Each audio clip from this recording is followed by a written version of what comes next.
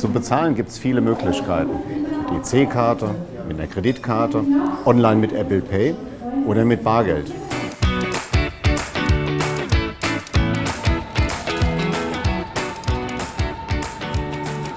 Fällt die Münze schon wieder durch. Ich hätte gerne die Pasta, aber hier kann ich nur digital bezahlen. Ich würde ja gern bezahlen, aber mit der bunten Vielfalt hat es hier jemand übertrieben. Macht dann 15 € bitte. Kann ich das mit Apple Pay bezahlen? Ja, gerne. Kleinen Moment. Babing. Und erledigt. Wer sich mit dem Thema elektronisches Bezahlen beschäftigt, ist der Bitkom. Und die Forderung ist ganz einfach. Man soll überall digital bezahlen können. Wer sich mit dem Thema beschäftigt, ist Julian. Julian, was steckt dahinter?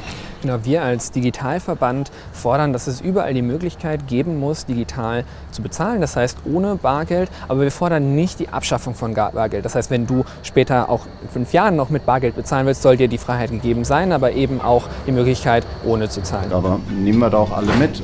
Zum Beispiel, weil meine Tochter mal was Süßes kaufen will. Wie funktioniert das?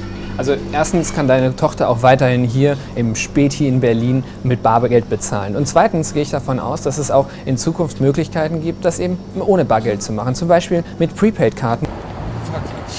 Julian, wie machen wir das demnächst? Du meinst das Bezahlen von Straßenmusikanten? Ja.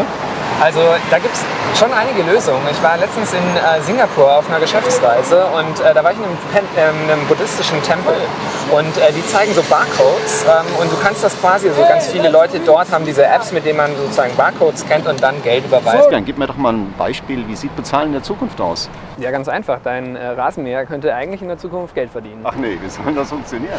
Ist ganz einfach. Also stell dir vor, du hast einen Wetterdienst und der hat einen Satelliten und der sammelt Daten darüber, wie das Wetter irgendwie die Bodenbeschaffenheit auf deinem Rasen zum Beispiel ist, zum Beispiel Temperatur, Luftfeuchtigkeit und so weiter. Und dein Rasenmäher könnte im Prinzip diese Daten über das Internet der Dinge jetzt an diesen Satelliten stellen. Warum macht dein Rasenmäher das? Ganz einfach, weil er dafür bezahlt wird, einen Kleinstbetrag überwiesen bekommt von dem Wetterdienst.